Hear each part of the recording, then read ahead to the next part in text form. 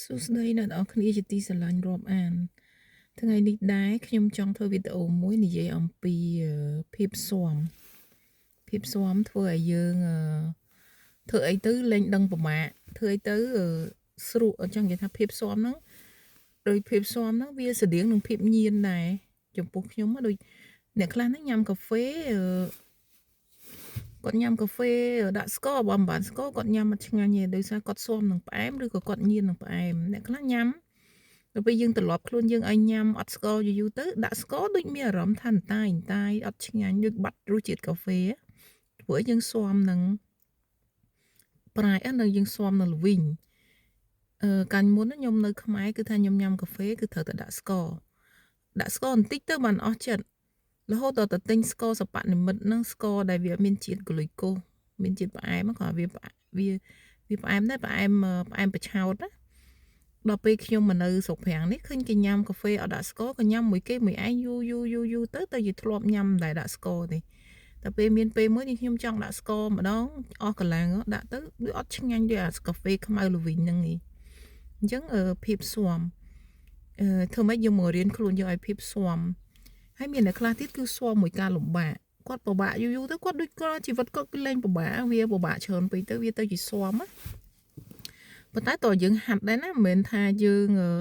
ពិបាកយូរទៅស៊ាំយើងអាចទ្រាំបានគ្រប់ពេលខ្លះមនុស្សទ្រាំអត់បានទៅធ្វើអីផ្ដេសផ្ដាសដាក់ខ្លួនឯងក៏បានក៏មានដែរដោយសារតែគាត់នឹងអត់អាចស៊ាំនឹងភាពលំបាកនឹងក៏ទ្រាំអត់បាន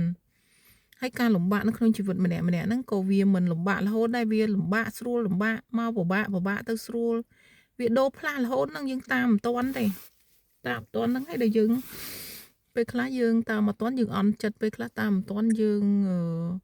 បន្ទោសខ្លួនឯងឬក៏បន្ទោសអ្នកណាក្នុងនេះដែរខ្ញុំក៏នឹកឃើញពាក្យសម្ដីរបស់ Bruce Lee ដូចឈិនឡុងខ្មែរតែឈិនឡុងគាត់ឈ្មោះពិតគឺ Bruce Lee គឺគាត់តែងតែនិយាយថាចេះថាគាត់មិនខ្លាចទេមនុស្សដែលចេះតែមួយគាត់ថាម៉េចគាត់មិនចេះទេមនុស្សដែលចេះ100ក្បាច់បានថាចេះក្បាច់គុនហ្នឹងចេះ100ក្បាច់អីក៏ចេះគប់កបិតបាញ់កភ្លើងវាយស្អីក្បាច់អីក្បាច់គឺគាត់ចេះស្នៀតទាំងអស់ហើយគាត់ Bruce Lee ហ្នឹងនិយាយថាគាត់មិនខ្លាចទេមនុស្សចេះ100ក្បាច់ប៉ុន្តែគាត់ខ្លាចមនុស្សម្នាក់ហ្នឹងចេះតែមួយក្បាច់ប៉ុន្តែគាត់ហាត់100ដងអញ្ចឹងបានថាគាត់ខ្លាំងណាអញ្ចឹងមានន័យថា100ដងហ្នឹងគាត់ហាត់រាល់ថ្ងៃហើយគាត់ឡើងស៊ាំហើយគាត់វាយឡើងស៊ាំ100ដងមួយក្បាច់ណាហាត់100ដងអញ្ចឹងតាមម្ដាយគឺថាសន្លប់ម្ដាយងំអត់មកអញ្ចឹងគាត់មិនខ្លាចទេគាត់ខ្លាចតែអ្នកចេះតែមួយតែហាត់ច្រើនដងគឺគាត់ខ្លាចហ្មងអញ្ចឹងបានន័យថាមនុស្សហ្នឹងគឺគេហាត់រាល់ថ្ងៃគេស៊ាំគេ training រាល់ថ្ងៃហាត់រាល់ថ្ងៃអញ្ចឹងគឺគេខ្លាចទៅជាមនុស្សខ្លាំងហើយអញ្ចឹងគេខ្លាចហើយ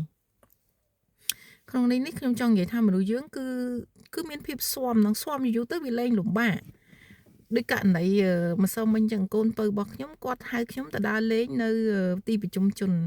ពាក្យប្រាំងហៅ Centre-ville អញ្ចឹងទៅប្រជុំជនហើយខ្ញុំថាអត់ចង់បើកឡានខ្លួនឯងទេទី1គឺពិបាកចតទី2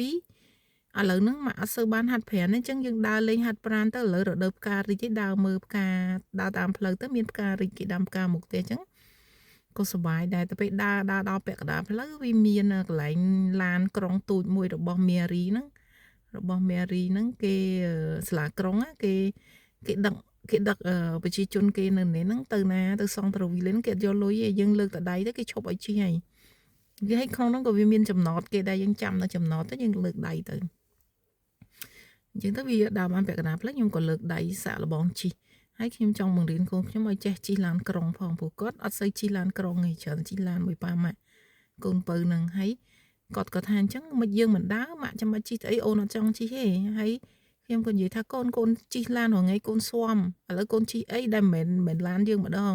យើងគេជិះមិនហិចដល់ពេលគេដំបងគេអត់ចង់ទេដល់ពេលគេឡើងជិះបានផ្លូវគេសុបាយចិត្តគេថាអូយសុបាយជិះឡានក្រុងឃើញមានភ្ញៀវគេចូលមកបន្តអញ្ចឹងណាហើយទៅពេលជិះខ្ញុំជិះឡានក្រុងហ្នឹងខ្ញុំអត់តន់ឈប់ភ្លៀងជិះរៀងយូរទីឲ្យគេវត្តមកជុំកវត្តក្រុងហ្នឹងបានឈប់នៅកន្លែងអេកាលីហ្នឹងដូចជាវិហារសាសនាគ្រឹះគេហ្នឹងអាធំហ្នឹងក៏ប្រាប់គាត់ថាខ្ញុំឈប់នៅមុខហ្នឹងឲ្យគាត់ដាក់ទៅហើយយ៉ាងទៅពេលដែលជិះតាមផ្លូវខ្ញុំឃើញសង់ត្រវីលអ្នកនរគ្នាដឹងហើយទីប្រជុំជនមនុស្សវាច្រើនឡានបត់ចេញបត់ចូលមានអ្នកថ្មើរជើងអ្នកជិះកង់អ្នកឆ្លងផ្លូវ ហើយតែវិញខ្ញុំនៅក្នុងឡានហ្នឹងខ្ញុំមើលមានអារម្មណ៍ថាដូចពិបាកសាំញ៉ាំដូចអញញ៉ៃដល់ខ្ញុំដូចខ្លាចដល់មនុស្សដូចអញញ៉ៃមនុស្សច្រើនណាហើយយើងទៅតែរាល់ថ្ងៃខ្ញុំបើកឡានកាត់នឹងរាល់ថ្ងៃខ្ញុំជិះមិនដែរឈប់មួយថ្ងៃឯងលើកលែងចង់រាល់ថ្ងៃវាច័ន្ទដល់សៅរ៍ថ្ងៃអាទិត្យដើរលេងឆ្ងាយថ្ងៃច័ន្ទដល់ថ្ងៃសុក្រហ្នឹងថ្ងៃសុក្រថ្ងៃសៅរ៍គឺសង់ទៅវិញញឹកជូនកូនទិញសភៅទិញអីចឹងទៅហើយខ្ញុំក៏មកដល់ទៅវិញខ្ញុំធ្វើម្ហូបខ្ញុំក៏ពិចារណាថាអូតាមពិតទៅខ្ញុំបើកឡានរងថ្ងៃហ្នឹងខ្ញុំក៏ខ្លាំងដែរណាជិះបត់ឆ្វេងបត់ស្ដាំអាយ៉ែចុះអាយ៉ែឡើងប៉ុន្តែខ្ញុំបើករងថ្ងៃខ្ញុំទៅជាស៊ាំដូចអត់ពិបាកដូចអត់ពិបាកហើយប៉ុន្តែខ្ញុំមិនថាអត់ពិបាកខ្ញុំប្រមាទទេណាខ្ញុំទៅប្រយ័ត្នរហូតប៉ុន្តែក្នុងខ្លួនរបស់ខ្ញុំវាទៅជាស៊ាំវាទៅជាធម្មតាហើយពេលទៅខ្ញុំក៏នឹកឃើញថាជាអូតាមពិតយើងធ្វើអីមួយពិបាកប៉ុណ្ណាក៏ដោយយូរទៅវាស៊ាំយើងលែងមានអារម្មណ៍បាក់តែពេលយើងទៅជិះមួយគេយើងធ្វើជាអ្នកជិះហើយយើងមើលគេបើកម្ដងមានអារម្មណ៍ថាអូមិនស្រួលទេអញ្ចឹងអ្នកដែលគ្នាទៅរៀនឡានដំបូងស្រួលគ្នាគាត់ទៅជិះមួយយើងម្ដងពីរដងគ្នាភ័យបដ ாய் ថាពិបាកតែពិតអត់ពិបាកឯងយើងបើកយើងក្លាំងកាន់ចកូតយើងអ្នកសម្រេចចិត្តម្ដងគឺអត់ពិបាកគឺយើងទៅបានដូចគេដូចឯងពិបាកដោយសារចិត្តយើងគិតថាពិបាកហើយយើងស៊ាំតែគេដឹកយើងអត់ចង់ធ្វើតកង់ទៅពេលយើងធ្វើតកង់បានដឹងថាវាមានភាពងាយស្រួលមួយយ៉ាងហ្នឹងហើយយើងអ្នកសម្រេចចិត្តថាបត់ឆ្វេងឬបត់ស្ដាំទៅមុខទៅថយក្រោយអញ្ចឹងអ្វីជាសរុបមកអ្វីដែលខ្ញុំចង់និយាយគឺភាពស៊ាំយើងស៊ាំនៅក្នុងភាពលំបាកយូរទៅយើងលែងមានអារម្មណ៍ពិបាកលើកលែងការលំបាកនោះវាធំខ្លាំងវាមកថ្មីរហូតវាធំអញ្ចឹងយើងតាមតឹងអារម្មណ៍ខ្លាំងពេលហ្នឹងអញ្ចឹងយើងត្រូវតែចេះអប់រំចិត្តខ្លួនឯងត្រូវចេះបញ្ចូលប្រូក្រាមវិជ្ជមានដើម្បីយើងអាចដោះស្រាយបញ្ហានឹងបានតែបើបញ្ហាដែលមិនពិបាកតែអាចបញ្ហាហ្នឹងវាធំជាងមុនវាខ្លាំងជាងមុនគឺយើងពិបាក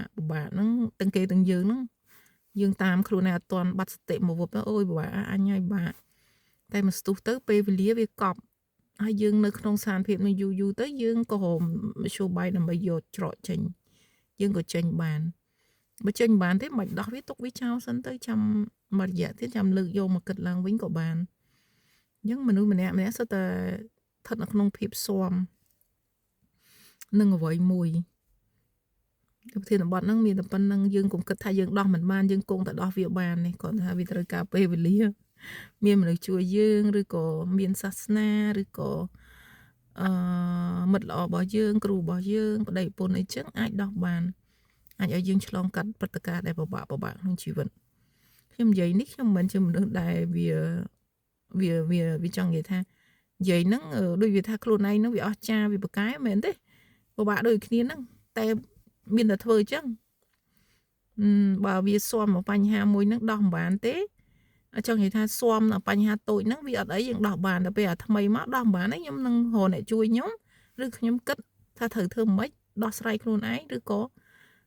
ខ្ញុំទុកឲ្យពេលវេលាហ្នឹងវាទុកឲ្យពេលវេលាហ្នឹងវាវិវត្តទៅពេលព្រឹត្តិការណ៍ហ្នឹងក៏វាថយចុះបន្តិចអាចយើងមានឱកាសអាចដោះស្រាយវាបានស្អែកកាន់ស្អែកក៏ថាបានវីដេអូនេះផ្ញើជូនកូនស្រីជាទីស្រឡាញ់របស់ខ្ញុំទាំង3ទុកជាកម្រងអនុស្សាវរីយ៍សម្រាប់ថ្ងៃប្រហ័សនេះហើយបើសិនការនិយាយរបស់ខ្ញុំមិនត្រឹមត្រូវឬខុសឆ្គងសូមមេត្តាខន្តីអភ័យទោសអ្វីដែលខ្ញុំធ្វើជាកម្រងអនុស្សាវរីយ៍ផ្ទាល់ខ្លួនរបស់ខ្ញុំតែប៉ុណ្ណោះបើមានចំណុចល្អអ្នកទាំងគ្នាអាចយកប្រើប្រាស់បានក៏ប្រើប្រាស់ទៅអរគុណច្រើនរីករាយថ្ងៃប្រហ័សដ៏មានន័យបាយ